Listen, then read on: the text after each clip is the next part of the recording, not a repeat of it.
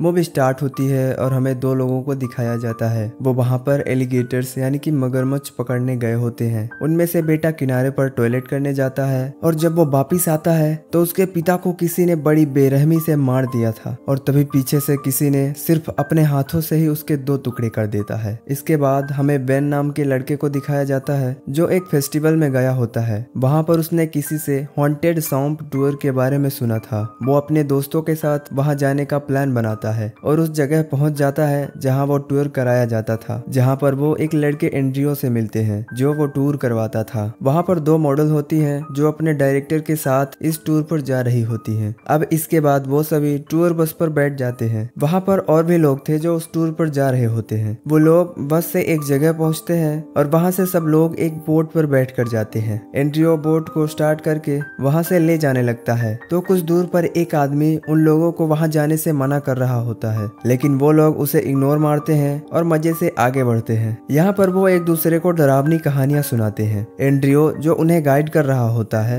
वो वहाँ पर एक घर को दिखाता है और उन्हें बताता है ये घर विक्टर क्राउली का है। आगे बताता है कि वो बचपन में बहुत ही ज्यादा बदसूरत था, जिसकी वजह से उसके पिता ने ही उसे एक हैचेट की मदद से उसे मार दिया और आज भी विक्टर क्राउली अपने पिता के लिए इस जंगल में रोता है। वहाँ पर एक लेडी मेरी बेथ होती है। वो कहती है ये जो घर है और कहानी है ये दोनों ही गलत सुना रहा है। अब कुछ दूर जाने के बाद उनकी बोट पत्थर में फंस जाती है और उनके काफी कोशिश करने के बाद भी वह नहीं निकलती और वहाँ पर बारिश होने लगती है जिससे बोट डूबने लगता है। तब जिम एक लकड़ी की मदद से किनारे तक पहुँचने की कोशिश करता है, लेकिन वो फिसल जाता है और उसके पैर को एक एलिगेटर पकड़ लेता है। वो चिल्लाने लगता है। तभी मेरी बेथ एक गन निकालती है और उस एलिगेटर पर शूट कर देती है और फिर वो एक एक करके किनारे तक पहुँचते हैं। क्योंकि वो लोग वहाँ पर फंस गए होते हैं तो वो एंड्रियो से इस बात का जवाब मांगते हैं। तब वो यहाँ पर सच बता देता है कि वो यहाँ पर कोई टूर नहीं कराता, पैसों के लिए ही वो यहाँ पर आया होता है और वो उसका दूसरा टूर होता है। अब वो बात को टालने के लिए मेरी बेथ से कहता है कि उसके पास ये गन कहाँ से आई, जिस पर वो कहती है वो यहाँ पर किसी को ढूंढने आई है। 2 रात पहले उसके पिता और भाई यहाँ पर एलिगेटर्स पकड़ने आए थे, मगर वो घर वापस नहीं आए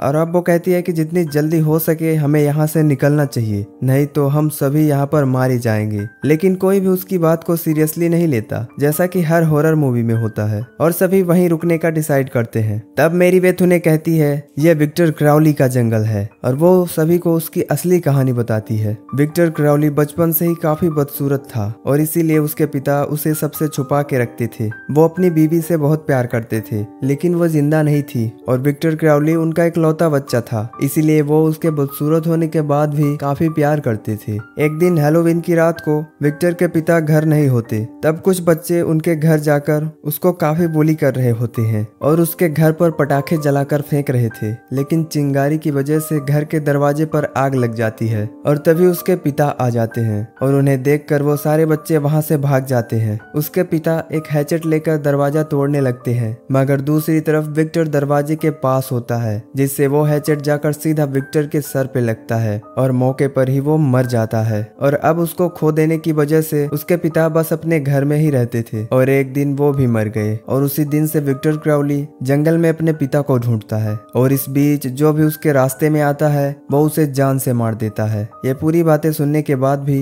कोई भी उस पर विश्वास नहीं करता और बल्कि वो कहते हैं विक्टर क्राउली का घर हमने पीछे छोड़ दिया है, लेकिन वो बताती है कि वो विक्टर क्राउली का असली घर नहीं था, बल्कि वो घर बिल्कुल उनके सामने ही है और रोड तक पहुंचने के लिए उन्हें विक्टर क्राउली के घर से गुजरना पड़ेगा। और तभी उन्हें विक्टर की आवाज सुनाई देती है तो कोई भी उस घर की तरफ नहीं जाता, लेकिन जिम की हालत बहुत ही खराब थी। इस वजह से सैनन अकेले ही उसे लेकर घर की तरफ बढ़ती है और जैसे ही वो घर के पास पहुंचती है तब विक्टर क्राउली स्वैग से बाहर आता है और जिम को पकड़कर उसे मार मार कर उसके 2 टुकड़े कर देता है। सैनन वहां से भागने की कोशिश करती है, लेकिन विक्टर उसे भी पकड़कर पूरी तरह से मार देता है। ये देखकर तो बाकी सब वहां से भाग जाते हैं, लेकिन मेरी बेथ उस पर गोली चलाती है और वो भी वहां से भाग जाती है। अब सभी एक साथ मिल जाते हैं, लेकिन उनका एक मेंबर डक नहीं होता और दूसरी तरफ हमें डक को दिखाया जाता है जो अकेला ही भाग रहा था। वो भागते भागते विक्टर से टकरा जाता है। तब विक्टर उसकी गर्दन मरोड़कर मार डालता है जैसे कि वो एक खिलौना हो और दूसरी तरफ वो सब जंगल से निकलने की कोशिश कर रहे थे,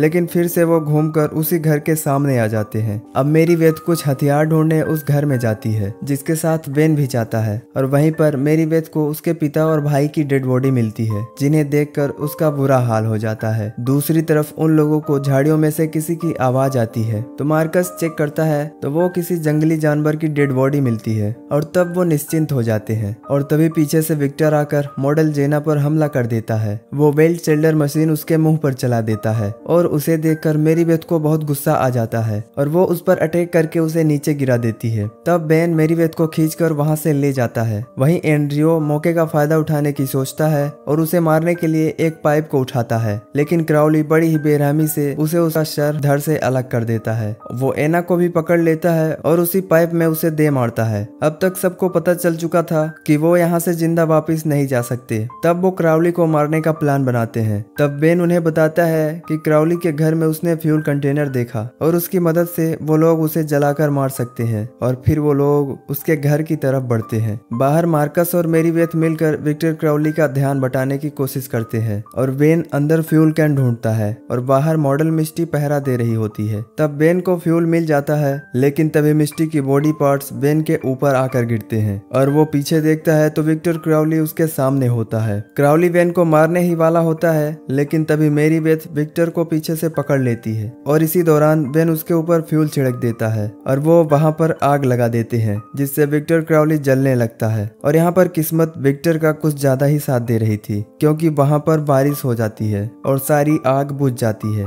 ये देखकर वो सब वहां से भाग जाते हैं और एक कब्रिस्तान तक पहुंच जाते हैं। उन्हें सामने कब्रिस्तान का गेट मिल जाता है, लेकिन तभी सामने से हमारा हीरो विक्टर क्राउली आ जाता है और वो मार्कस को पकड़ लेता है और उसे बुरी तरह से जकड़कर उसके शरीर की एक एक हड्डी को तोड़ देता है। अब सब वहां से भागकर कब्रिस्तान के बाहर चले जाते हैं। तब क्राउली गेट का सरिया निकालकर उनकी तरफ फेंकता है, जो सीधा बेन के पांव में जाकर लगता है। मानना पड़ेगा विक्टर का निशाना पक्का है। अब क्राउली भागकर उनकी तरफ आता है और यहाँ पर बेन सरिया को पैर से निकालने की बजाय विक्टर क्राउली की तरफ मोड़ देता है और वो सरिया सीधा विक्टर के अंदर घुस जाता है। इस बीच वो दोनों वहां से भाग जाते हैं। तब मेरीबेथ को उनके फादर की बोट मिल जाती है और वो दोनों बोट पर बैठकर वहां से निकलने लगते हैं और उन्हें लगता है कि वो अब विक्टर क्राउली से बच गए हैं। वो दोनों आगे बढ़ ही रहे होते हैं, लेकिन तभी विक्टर मेरीबेथ को पानी में खींच लेता है, पर वो किसी तरह खुद को छुड़ा लेती है और तभी उसे पानी में बेन का हाथ दिखता है और तब वो बेन का हाथ पकड़कर ऊपर आती है, लेकिन ऊपर आते ही देखती है कि क्राउली ने बेन का हाथ काटकर खुद उसका हाथ पकड़ रखा था। मानना पड़ेगा बहुत ही शातिर है विक्टर। अब विक्टर क्राउली उसे भी पकड़ लेता है और यहाँ पर मेरीबेथ खूब चीखती चिल्लाती है और इसी के साथ ये मूवी यहीं पर एंड हो जाती है। अब हम नेक्स्ट पार्ट में देखेंगे कि विक्टर ने मेरीबेथ के साथ क्या किया। तब तक के लिए आप हमारे चैनल पर लॉन्ग टर्न की सीरीज को देख सकते हैं। वीडियो को पूरा देखने के लिए आपका धन्यवाद।